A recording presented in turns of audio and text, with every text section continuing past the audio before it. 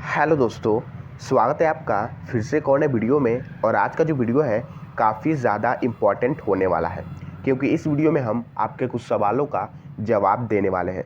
ये जो सवाल होंगे ये फ़ी रिसिप्ट और फ़ी अपडेट के रिगार्डिंग है, तो वीडियो को पूरा देखिएगा।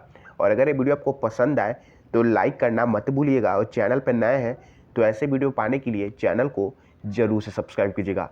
तो चलिए बिना टाइम वेस्ट किए वीडियो को हम शुरू करते हैं। तो यहाँ पर आपने हमसे क्वेश्चन पूछा था कि फ़ी अपडेट होने में कितना समय लगेगा, और फिर यहाँ पर जो दूसरा क्वेश्चन पूछा था वो ये है कि फ़ी रिसिप्ट कहाँ जमा करना है, और यहाँ पर जो तीसरा है वो ये है फ़ी रिसिप्ट जमा करने का लास्ट डेट कब तक है, और यहाँ पर जो चौथा क्वेश्चन है वो ये है फ़ी रिसिप्ट जमा करने के बाद का प्रोसेस कौन सा है। ठीक है, तो यहाँ पर 4 क्वेश्चंस कवर किए जाएंगे। तो बात करें यहाँ पर सबसे पहले क्वेश्चन का कि फ़ी अपडेट होने में कितना समय लगेगा, तो बात करें तो इस पर कोई भी ऑफिशियल नोटिस नहीं है कि एक्चुअल में जो डीडू का ऑफिशियल साइट है वो कितना टाइम ले रहा है फ़ी अपडेट करने में। पर बात करें तो जितने भी बच्चे यहाँ पर डीडू में गए हैं पूछने कि सर फ़ी अपडेट होने में कितना समय लगेगा, तो डीडू की तरफ से यही सुनने को मिला है कि 72 आवर्स के अंदर आपका फ़ी अपडेट हो जाएगा। ठीक है, पर बात करें तो मैक्सिमम लोगों का यहाँ पर 72 आवर्स के अंदर भी अपडेट नहीं हुआ है। कई लोगों का यहाँ पर 6-7 दिन तक हो गया पर अपडेट नहीं हुआ है। तो बात करें तो यहाँ पर इसके रिगार्डिंग कोई भी ऑफिशियल नोटिस नहीं है, तो ऐसे में नहीं बताया जा सकता कि एक्चुअल में कितना टाइम डीडू का साइट ले रहा है। हो सकता है आपका 10 घंटा में हो जाए, 12 घंटा में हो जाए, 24 घंटा में हो जाए। ठीक है, पर अपडेट ज़रूर होगा, तो आपको वेट करना चाहिए। ठीक है, इस क्वेश्चन का जवाब यही रहेगा कि आपको वेट करना पड़ेगा। ठीक है, अब हम बात कर लेते हैं दूसरे क्वेश्चन का कि फ़ी रिसिप्ट कहाँ जमा करना है। तो ये जो क्वेश्चन है काफ़ी इंपॉर्टेंट है और इसको आपको काफ़ी बारीकी से समझना पड़ेगा, क्योंकि डीडू में इतने सारे कोर्सेस हैं, सबका बता पाना मुश्किल है। तो बात करें तो मैं यहाँ पर 2 कोर्सेज़ का कवर करने वाला हूँ, यूजी का, पीजी का, यानी स्नातक और प्रास्नातक का। तो बात करें तो आपको पता होगा जितने भी सब्जेक्ट्स डीडू में अवेलेबल है, सारे सब्जेक्ट्स का यहाँ पर इंडिविजुअल डिपार्टमेंट एग्जिस्ट करता है, यानी सबका अलग अलग डिपार्टमेंट है। अगर आप हिंदी का बात करें, मैथ का बात करें, फिजिकल एजुकेशन का बात करें, कोई भी सब्जेक्ट का बात करें, तो सबका खुद का डिपार्टमेंट होता है। ठीक है, तो हम बात करें कि पीजी वाले जो प्रास्नातक वाले बच्चे हैं वो अपना फ़ी रिसिप्ट कहाँ जमा करेंगे। तो आपको पता है जो पीजी कोर्सेस होता है वो सिंगल सब्जेक्ट से होता है। तो ऐसे में अगर आप पीजी का फ़ी जमा की है और रिसिप्ट जमा करने को आपको कहा गया है, तो आप अपने डिपार्टमेंट के ऑफिस में ले जाके जमा करेंगे, क्योंकि सारे डिपार्टमेंट का खुद का ऑफिस होता है। तो अगर आप पीजी में हैं तो अपने जो भी आपका डिपार्टमेंट है उस डिपार्टमेंट के ऑफिस में ले जाके जमा करेंगे, क्योंकि आपका केवल सिंगल सब्जेक्ट ही होता है। तो ये तो रहा आपका पीजी का। अब हम बात कर लेते हैं कि यूजी में कहाँ जमा करना है, क्योंकि यूजी में कई सारे सब्जेक्ट होते हैं और डिपार्टमेंट भी सबका अलग अलग होता है, और फ़ी रिसिप्ट भी केवल एक ही होता है। तो ऐसे में सवाल उठता है कि हम फ़ी रिसिप्ट कौन से डिपार्टमेंट में जमा करेंगे।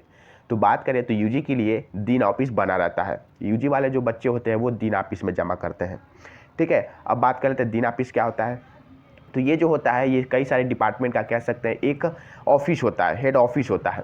ठीक है, तो बात करें तो यहाँ पर डीडू में सारे यहाँ पर डिपार्टमेंट का खुद का डीन ऑफिस नहीं होता है, कई सारे डिपार्टमेंट मिलाकर एक डीन ऑफिस बना रहता है। जैसे यहाँ पर साइंस फैकल्टी का डीन ऑफिस है, और आपको पता भी है साइंस में काफ़ी सारे सब्जेक्ट कवर हो जाते हैं, जैसे मैथ हो जाता है, फिजिक्स हो जाता है, केमिस्ट्री हो जाता है, इलेक्ट्रॉनिक्स हो जाता है, माइक्रोबायोलॉजी हो जाता है, इंडस्ट्रियल केमिस्ट्री हो जाता है, काफ़ी सारे सब्जेक्ट साइंस में कवर हो जाते हैं। तो अगर आप बीएससी मैथ या बीएससी बायो से फॉर्म डाले हैं और कोई भी सब्जेक्ट कॉम्बिनेशन लिए हैं, तो ऐसे में जो आपका फ़ी रिसिप्ट होगा वो आप ले जाके साइंस के डीन ऑफिस में जमा करेंगे। अब सवाल उठता है कि साइंस का जो डीन ऑफिस है वो कहाँ है।